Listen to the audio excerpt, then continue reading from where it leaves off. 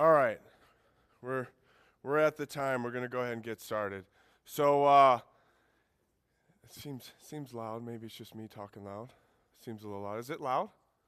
Okay. All right. Perfect. Okay. All right. Works out. Works out. The echo. Maybe it's the echo. So like 4 or 5. Well, I guess 6 years ago now. 6 years ago, when I was in Nevada, they came to me and asked me if I could teach for about 4 weeks. Felt really bad because I told them yes. And then I was sent to another country for about a month, and I completely missed my window, and the preacher had to take over. I didn't pick what I was going to talk on. They came to me, and they were like, hey, we really want you to teach on David. I was like, okay, yeah, I'll teach on David. And then I did about 2 weeks of stuff for David, and they were like, hey, we really want you to teach on the military stuff of David. And I was like, oh. So I kind of redid everything. So I always had this stuff kind of created and was going to do it. I just never actually taught it. And then came here. They asked a couple weeks ago if I could come up and teach. Really wanted to make sure I wasn't going to leave the country for a month before I said yes. And then I said, yeah, I would. And then really wanted to go over David, kind of what I created before. Right off the bat, so I teach a lot, and I go a lot of places and travel to colleges and go and talk in front of people. Super intimidating crowd, this group. There's this group is extremely knowledgeable. Most of the time I get to be up and talk to people, and I'm like, okay, I can come up and I can talk about this all day. This crowd and like the intelligence in this crowd, listening and kind of being a part of it for like the last year and a half, I'm like, there is a lot of knowledge in here that I don't have. So I fully expect that there's going to be a lot of comments, and I'm probably going to learn a lot more than you will as we go through. I was told a few years ago, there was a guy, I really look up to him. He's a mentor of mine, and he used to tell me, like, he used to always say it like this. He was like, the more you learn about the Bible, you find out, like, when you're pretty naive, it seems like this is the knowledge in the Bible. And then the more you grow, the more you learn what you don't know and how much we don't know and how vast the information is and the knowledge is. And I definitely felt that studying for this, because there's just so many things that you start to learn and you start to study, and then you're like, wow, like, well, we need to learn more about this, or I don't know about this, and it just keeps growing and growing. So anyway, like, rolling back around with David. The lesson with David, who is David? Who is he? Like, what is he to us? So like, I'm a really big participation guy, and I know you guys have a lot of knowledge. Yep. Man after God's own heart. So when I was like looking at like who is David, this is like random things that I had down. And it was really quick. And the thing that just really stands out to me when we start looking at David is a lot of these just they go against each other. He's a shepherd, a musician, a warrior. A musician and a warrior at the same time. He's a great musician, but at the same time, he's one of the best warriors that we know of in biblical times. He's passionate and fierce. He's faithful and a king. Normally these don't go together. They would collide with each other, and it's just really interesting to me. Yes.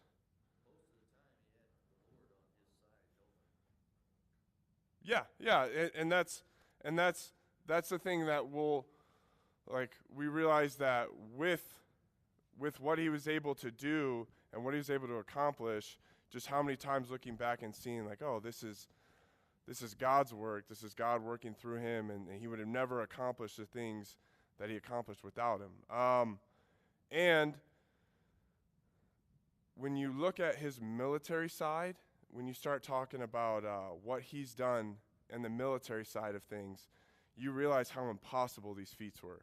It's ridiculous the things he was able to accomplish when you start looking into the battles that he's gone into, the single combat that he did, and kind of diving into it, the technology that he was against and he was fighting with. And that's really what we're going to look at with me, is this is going to be more of a military study as into what David did, the battles that he fought in, the tactics that were used, the technology that he was against, the technology that he adapted.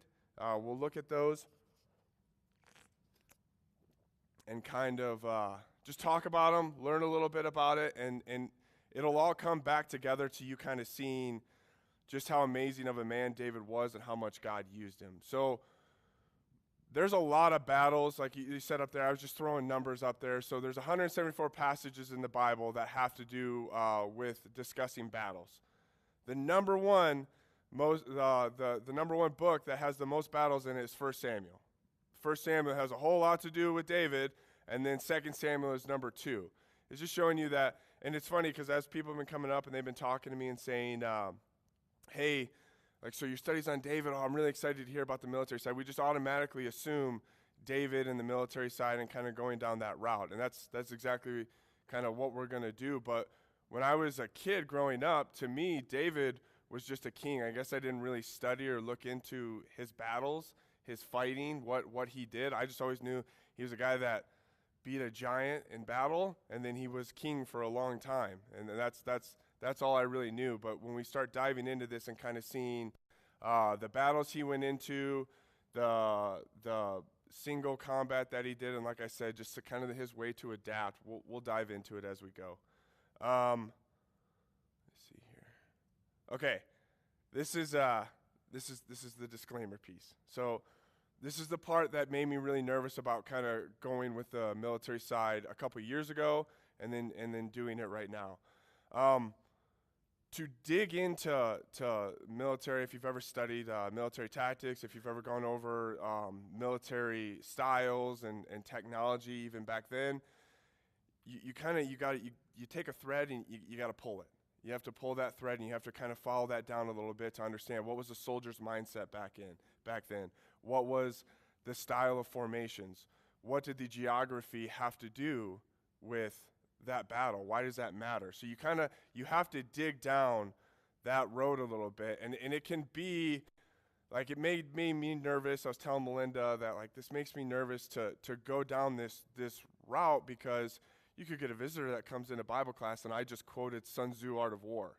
Like, that's so I'll do everything I can to pull on that thread, and we'll dive into it, but we won't go so deep down that rabbit hole that this turns into like a military study and all of you can be generals at the end of it. Like, everything that we do with the study will wrap back into itself and come back to David, and that's the whole goal, is trying to, you see, oh, this is what this means and this is why, and then you'll have way more knowledge on it as me, and then it'll tie back into, that's why this was amazing what David did here.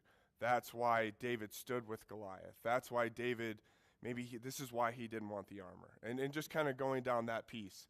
So like I said, that's just kind of my disclaimer, that if you walk in late to class and you hear me quoting like Sun Tzu Art of War, it's coming back. It's coming back around to why we needed to talk about this with David. All right, getting into it. So to this week's study, like I said, it's going to be a 4-week study. This week's study is going to be over David and Goliath. I kind of broke up the parts. I don't know how long each class is going to take, because obviously, like, comments and going deeper down it, and like any type of comment that happens, we might kind of chase that rabbit a little bit. But this week will be David and Goliath, and then we'll do the next couple weeks on David and Saul, and then we'll wrap up the last week with just a bunch of David's mighty men, and then going over David's final moments as king, kind of talking about that piece, and that's the structure that I see going forward with this class. So getting into it. So the first thing I kind of want to do to talk about, and like I said, you have to kind of, when you're looking at the battle, you have to kind of see the prelude. Talk about what the armies were, why they were there, who they are, why were they fighting in the beginning. So the Philistines. There's a whole lot of information up there about the Philistines, talking about when we first hear the Philistines being mentioned. What do we know about the Philistines? Like, what do we know other than what's on the slide?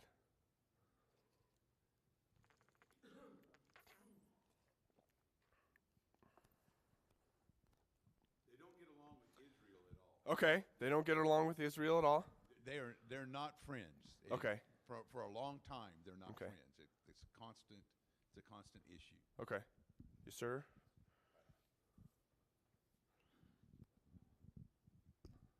I've even in modern times heard Jewish friends, people I know, talk about Philistines as the enemy, as the evil people. So I mean, it even continues today as that hatred, that rivalry. Yeah. And so, go ahead. By Jesus' time, they were all gone, Okay, yeah, they got fully conquered. Yep. Yeah. wiped away. So, kind of seeing the background on the Philistines, and like I said, trying to realize, why are they fighting? Why were they there?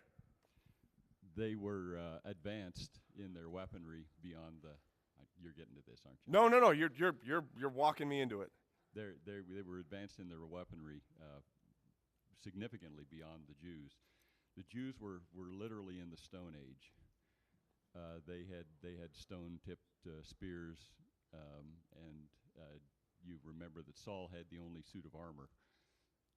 That's because that was sort of like us getting rare earth metals. Yeah. We can only get them from China and Russia. They could only get iron technology from the Philistines. So whatever they got from the Philistines. And the Philistines were in the Iron Age, significantly beyond even the bronze that the Jews had. Yeah. So jumping into that piece with the metals, right? So like the different types. One more thing. It seems like in my experience, I've heard the word Philistine used in our modern language for someone who is against what is good, someone who is opposed to what's right, and so on. And it's become a word Yeah. that used in English that way. Yeah. So I hear and what's really funny is, like, I was kind of typing up as the Philistines. I was like, well, this is really easy. They're the bad guys. Like, the Philistines are the bad guys. That's who they are. And that's kind of like the picture that I had in my head as to who the Philistines are. But looking at the research and trying to figure out, like, where did they come from? Where's the earliest mention of them? I had no idea that they were mentioned in Genesis. I didn't know that. They're mentioned as early as Genesis, but when you start breaking down who they are, well, we know they're sea people, and we'll get to that. What does that mean? The part in the bottom is just saying the historical records first show, not in the Bible, that the Philistines were mentioned by Ramses III, right? He was under the, basically they were called the Pist, I think it was, or like Prist was the name of it, and that was for the sea people, and they were trying to invade Egypt. That's the first historical data that they have on the actual, when you get into the Philistines. But when you dive into the technology piece of it and the metals, this is really big when you talk about the battle of David and Goliath, before the pre-battle of David and Goliath. So we think like, oh, okay, they had better weapons. It goes way further than better weapons. So you had the bronze era, and then the iron era. And they don't know who created, who started the iron tools, iron weapons. There are some scholars, go ahead. No. Oh, well, there's some scholars that believe it was the Philistines who did, but they can't prove it. They know that they used them the absolute best. They were the best at using them. When they dug up archaeological sites, they looked and they were seeing that there was a lot of iron works that were being used by the Philistines. They don't know if they created it, but they were mastering it more than most. It's believed by many that the Chinese invented at least the iron sword. Yeah. That weapon was attributed to the Chinese back in about the 3rd century BC. Yeah, and the difference in which it's sad, but at the same time, so I had to go to like a 2-week course on metals, and so I know way more about iron than I wish I did. But the difference in bronze and iron is about 300 to 400 degrees is the temperature. You have to heat it up to melt it. So bronze was easier. You got copper, you've got tin. It was easier to melt. Iron, you needed almost a kiln to melt it, to figure it out. And the Philistines knew that. But the big part that rolls into this is we think like, okay, that's a weapon. That's all that matters. It's tools. It's how they created their structures. It's how they created their chariots. It's how their boats were as strong as they were. There's a lot of parts that go into it. It's like me giving you a hatchet and me taking a chainsaw. There's a lot of differences that go into that weapon, but also on the soldier aspect, when you get in the mindset of this for a battle, bronze, there's war scholars who believe that bronze was really hard to come by because everybody could use it. So if you're a soldier, I didn't issue you a bronze shield and a bronze-tipped spear and a bronze sword. Maybe if you were a higher up, you got one, but you had to bring your weapons. So the fact of trying to find bronze or find tin or find these metals was harder. Iron was laying around. It was easier to come by. You could get it and you could pull it and use it if you knew how. The Philistines knew how. That's where the big change came in. They had more soldiers who were more equipped, better equipped than Saul and his troops had because they knew how, they understood the iron piece. Like I said, it's going to get into the mindset as to how much that could mess with a soldier's mind. And how much, if I told you that you were going to fight and I gave you an iron chest that rig that you were going to have, and the people you were fighting had the brand new SAPI plates that are bulletproof, lighter, stronger, more flexible, and I'm like, well, good luck out there. Like, your mindset's not going to be there. It's just, it really goes into the mindset. And they knew the Philistines had it. Continuing going with the Philistines. So this is one of the photos that I saw, and I couldn't help but at least bring it up. So this is just, this is not everything that has to do with the Philistines. It's just, it's trying to show you the sea people, right? The purpose of the sea people and how important the sea was to the Philistines. That's all we're looking at here. Yes, sir.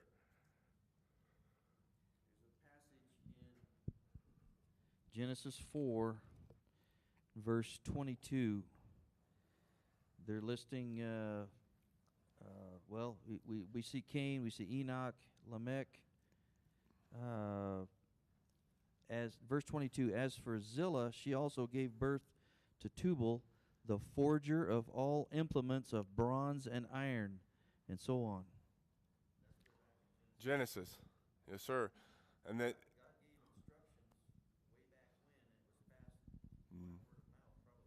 Yep. Yeah.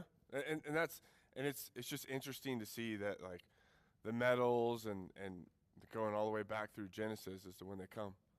I just really enjoy metallurgy. So one other thing to remember is that now Steve's shaking his head. One other thing to remember too is that forging of iron, as you mentioned, probably required a kiln. It also required forced air. The invention of the bellows that blacksmiths used was Egyptian, as far as we know. But they also had natural gas. They would have seeps of natural gas that they used for their furnaces, and that's how they were able to heat iron consistently. Otherwise, you had to use charcoal or worse than that, wood, and wood is not a constant heat. See, my 2-week course didn't go over that. My 2-week metal course did not cover that piece. Yeah. See, I'm not trying to go to another metal. I'm not trying to go to another. Like, there were people in that class that were loving every minute of it. It was not me. It was not me at all. I was mandated to go to that one. But yeah, and again, it's just, it's when you look back and you think about, and this is again focusing on the Philistine piece, what they were able to do that many years ago, that's intimidating. And when you look at that, so the reason why I put this on there, and it's the next one too, is so that you understand kind of, so this is like the Philistines at the time of David, just where the Philistines were, and then some, we're going to go into some of these territories, some of these lands, but they're tied to the water, right? When I think of the Philistines, I think a lot of almost a Viking era, right? Like that's, they use the water. They use the water to do almost everything that they needed. And this is one of those, this is the thread, and this is us pulling on the thread a little bit. Nowadays, you think of current events, and a lot of times to study current events, you go to the past, and then sometimes to understand the past, you look at current events. They do it all the time in these war studies. Think about today. A really big time in our lives is happening right now, and that's between Russia and Ukraine, right? And like I said, there's a lot of reasons why this battle is going on, right? Like why this fight is going on. One of the biggest ones has to do with water. Has anybody else heard this about why, kind of the understanding as to why Ukraine can be so valuable to Russia, the water piece? Yes, sir. And why is that? Why is that so important with access to the Black Sea?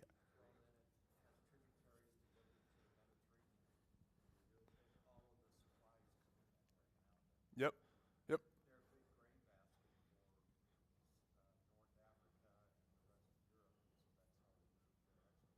Right. So and this is so when you think of it, go back to the Philistines era and the water. They wanted that water. They wanted those ports. We're doing the same thing today. So Russia has the opportunity for Arctic Ocean, right? The Arctic Ocean, they have it. But what do you need for the Arctic Ocean in the winter months? You have to have ice-breaking ships. They have 173% more ice-breaking ships than any other country because they have to use it. That warm water port that they have in the Black Sea is their access, and those ports that Ukraine owns is a huge portion as to why that Russia needs that area. 1.3 million barrels of oil come from Russia every single day from that sea, and they use that to transport, and they want more, and there's more control, and there's many other reasons, but just tying that back in makes you understand why the Philistines, you go back that many years, and it was still really important to them, the waterways. Now we have planes, we have railroad cars, we have highways, we have semi-trucks. They didn't have that back then. The sea is what they used. Yes, sir.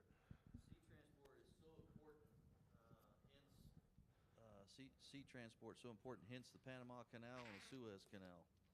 So Yes. Well, no, modern. and I get briefings, and if you were ever in the military, you understand. I get briefings on the canals, on the ports, of where they're at, what the status of them is. Is a certain country creeping closer to those ports? And why are they creeping closer to those ports? Because, and the Philistines, I wholeheartedly believe they understood this, is that the book, again, like I said, talking about Sun Tzu, The Art of War, amateurs will think tactics. Professionals will think logistics when it comes to warfare. That's a huge portion when you think about the Philistines in the water. And that's them spreading out and holding the ports has to do with the water. And this is, like I said, giving you an understanding of how tactfully ahead of the time they were. Technology, ahead of the time in tactics, understanding logistics, understanding the use of ports, needing the ports, having the tools to build the ships. All right. Now we're getting into what the armies looked like in the time of David and Goliath. Wartime scholars in the old era believe that there were three types of troops when it comes to the armies. So you have the cavalrymen, which is just either horseback or chariots. They would be armed, but they would more than likely be armed from the waist down. You have the infantrymen, which wore armor, carry swords, shields, and then the really important one was the spears. And then you have the projectile soldiers. We call them artillery today. Archers, javelin throwers, and slingers. Obviously, slingers was a thing. David was a slinger. We'll get into that. And then when you see at the bottom, classic rock, paper, scissors, this goes into the terrain piece. Rock, paper, scissors, you could do that. It's pretty, so this is literally rock, paper, scissors in warfare. You have to have all three troops. If you don't have all three troops, then you will get demolished by the other side. And the reason being, so the cavalry, they moved really quickly. They covered terrain quickly. They could move up and down terrain faster. It was hard for projectile warriors to hit them. The infantry could stop the cavalry because of their spears and their ability to stand their ground, hold the spears. As long as they were in a big group, they could withhold the cavalry coming in. The projectile warriors would hit the infantrymen because they would be grouped up, and then they would use their projectiles to hit those big groups. So if the infantrymen spread out, the cavalry could come in. If the infantrymen stayed together, the projectile troops would throw, sling, do anything that they could to hit that mass group. And then the infantrymen could stop the cavalry. So like I said, they cancel each other out. And so you're understanding the importance. And the reason why we bring this up is the mindset. If you had to pick where you're going to be as a soldier, now mind you, a soldier, it's not like you came in every day, you were trained every day, and then you were given all this gear and you updated your gear as need be, and then, hey, just be on standby, we might call you tomorrow. That's not how they do it. You get called in, you could be called in from the field. Sometimes you would be suited up before you go out, and then other times you were just rallied right through to go get to the battle, to go get ready to go. It's not like you had update briefings. You barely understood who you were fighting, where you were fighting, and when you were fighting. But if you're a ground infantryman, your mindset is the big factor that we're looking at here, is because of this portion. So we're getting into the battle now, and this is just talking about 1 Samuel 17:16. So for 40 days the Philistine came forward and took his stand morning and evening. 40 days that happened, and now we're getting into the mindset. So why did it go on for 40 days? If you're the Philistines and you have more technology, and why would the battle go on? And I was talking with Mr. Randy, and go ahead, Adam. No, you go ahead. Why? I'm from Texas, so I know about the Alamo.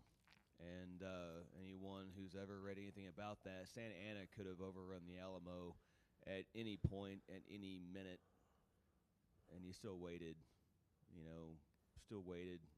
over a week, almost 2 weeks, to completely, destroy it. You say, why wait? There's a mentality, there's a psychology to that. And it's not just the people you're conquering, but the other people you may need to conquer and set an example with. Exactly. Right? Like it's something that I never understood until I was in the position, how vulnerable your mindset could be. And it just makes me really appreciate David. And we're building up to the reason why David was why anybody would follow him, why they would follow David, because of what he did for their mindset. This is just a battle, or this is a map of where they believe. Like I was talking to Mr. Randy when he went and visited the Holy Land. He said, I was there at the spot where they're 99% sure, that's his numbers, 99% sure that this is where the battle took place. And it's the same thing on the south part. It just shows the block on the bottom shows where the Philistines controlled, where they believe, the terrain that would have made sense for the Philistines to control. And then on the northern part is where they believe made sense for the Israel army to control. And if you really pay attention to that, you have two pieces of high ground, right? Two pieces of high ground, and then you have what we call like a wadi nowadays, but it's just either a dry creek bed or a low creek bed, where you have a low, flatter area. And that's where it would have made sense, they don't know that for sure, that David would have fought Goliath at that time. Goliath coming down for 40 days you have a couple reasons why that would have happened. So the mindset was big. But also, the Philistines, and again, it just goes into their tactical mindset. They didn't get to go to war school. Like, if you know now, if you take command of a troops, even if your command is 150 soldiers or Marines, you go to school for 1 year. 1 year where you go to school for to study war philosophy, warriors mindset. It's 1 year school.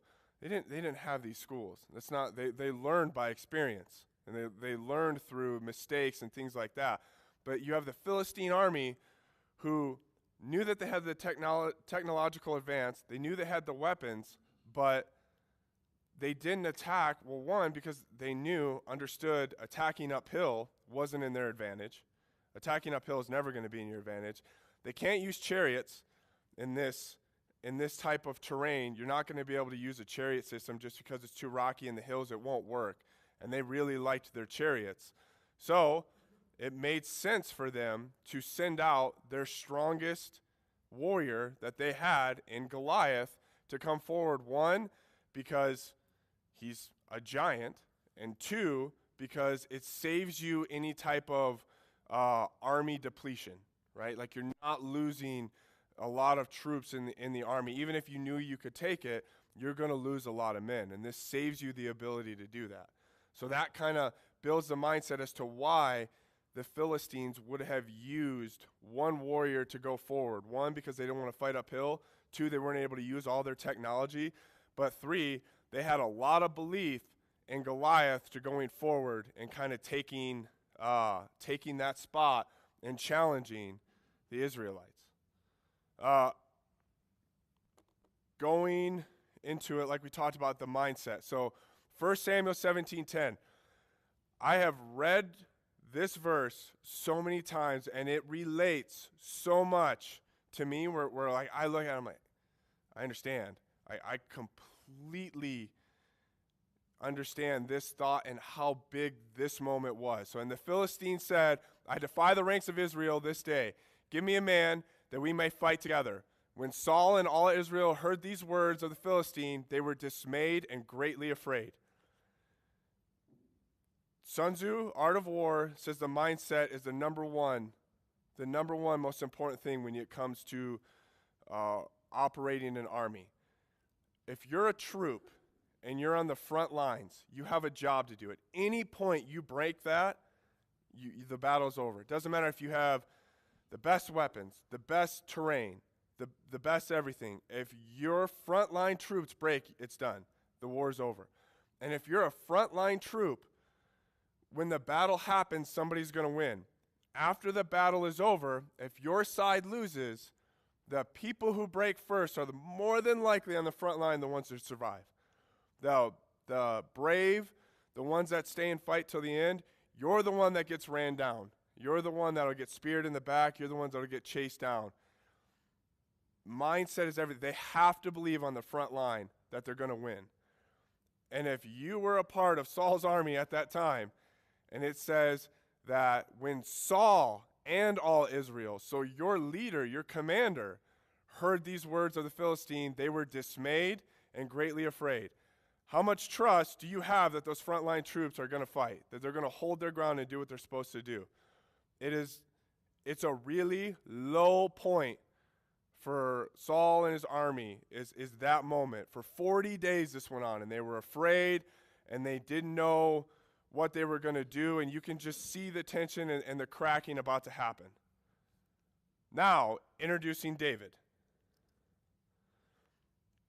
So, going back, and like I said, now tying in David. So we know where the Israel army is. We know where their mindset is. We know that the Philistines have the technology. They've got a champion that's sitting down there, and he's defying. He's getting in the mindset. He's doing all the things that he's supposed to be doing. Now we introduce David. And Jesse said to David, his son, take for your brothers an ephah of this parched grain, these 10 loaves, and carry them quickly to the camp to your brothers. Also take these 10 cheeses to the commander of their thousands. See if your brothers are well, and bring some token from them. This is a big passage. It shows you that how little of a part David had in the beginning. right? Like how small of a part. He was bringing parched grain, 10 loaves. But one thing that does point out with the fact that they had been 40 days waiting is they didn't have provisions. So they had to depend on the people in the countryside to bring them sustenance. Yep. And if you didn't have somebody like Jesse, your father, to make those provisions and David to bring them, you were getting pretty hungry by this point. Yeah. No. Well. Yeah. And the part that kind of shows that is, take these 10 cheeses to the commander of their thousands, right? Like, oh, by the way, the guy who commands my sons, go ahead and give him these cheeses because he'll show maybe we'll have good favor for our sons in doing so. So that just brings a realistic approach. And if you're a commander of troops and you get 10 cheeses, you're going to ask where they come from, and you're going to maybe have a little bit more favor. So it hits home for me. And then see if your brothers are well and bring some token from them. Keep going into it. We talk about, like, this is just the passages. So 1 Samuel 17 really goes into this. David arose early in the morning. He left the sheep with the keeper and took the provisions and went, as Jesse had commanded him. And he came to the encampment as the host was going out to the battle line, shouting the war cry. You're not in the army. You're not a part of this battle. You're walking to a battle scene, and you start hearing the war cries going. Just a mindset of what most people would have. Like, I'm about to drop these at the gate, and I'm about to go back to watch my sheep. Like, that's the mindset of what a lot of people would have. Continuing on, we know from there, David, he heard Goliath's basically statements that he was making, and we fast forward to 1728. Elab, his eldest brother, heard when he spoke to the men, and Elab's anger was kindled against David, and he said, "Why have you come down? And with whom have you left those few sheep in the wilderness? I know your presumption and the evil of your heart, for you have come down to see the battle." Right? Like, when you go to, and like this one like kind of makes me smile a little bit, just because when you're like the green new guy, Nick the new guy in a war, like when they come in, they very much get treated this way, right? Like, come here, son, stick with me. And then I can just see the mindset, and that lets you understand. I mean, I know that's his older brother, but what the troops' mindset was on David at that point. Just that, what are you doing here? You're just here to see the battle. You want to be able to see what this battle is going to become. Do what you need to do and be gone. We go into David and Saul, right? So then we go into 1 Samuel 17, 31, 39. And this one's important. It's almost like a workup and a build-up to next week's lesson. When you start building onto David and Saul and their interaction. Let me go to it.